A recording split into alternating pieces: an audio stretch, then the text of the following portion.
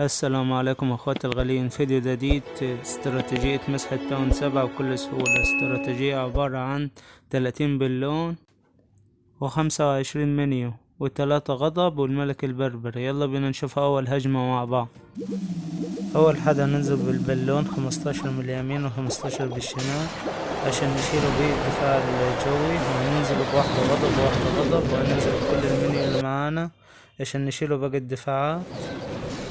ودي الهجمة هتمسح معانا، ويلا بينا نتابع الاستراتيجية مع بعضين.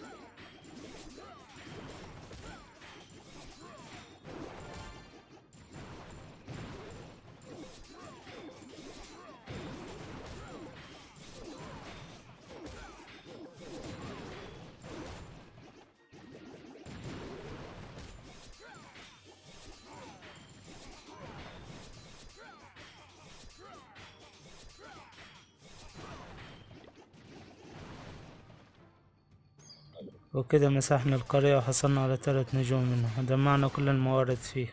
يلا بينا هجمة تانية مع بعض. يلا بينا هجمة تانية، هننزل بالبالون 15 و15، وهنحط واحدة غضب هنا وواحدة غضب هنا عشان نشيله بيهم الدفاع الجوي. بعد كده هننزل بكل المنيو اللي معانا عشان نشيله بقية المباني والدفاعات، وهننزل عليهم بواحدة غضب. ويلا بينا نتابع الهجمة مع بعض، وهننزل بالملك البربري.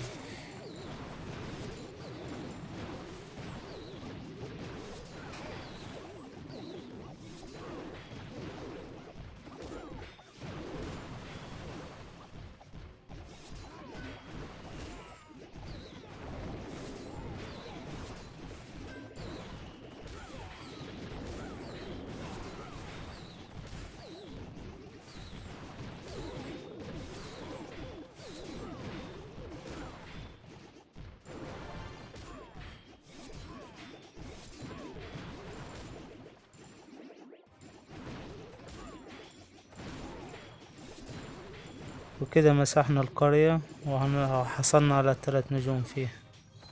يلا بينا نشوف الهجمة التالتة مع بعض. ودي قرية معانا، يلا بينا نهجم عليها. ننزل بالبالون 15 و15، وهنحط غضب قدام ال15 وقدام ال15، وهننزل بكل المنيو اللي معانا عشان نشيل الدفاعات الجوية ونمسح القرية. يلا بينا نشوف الهجمة مع بعض.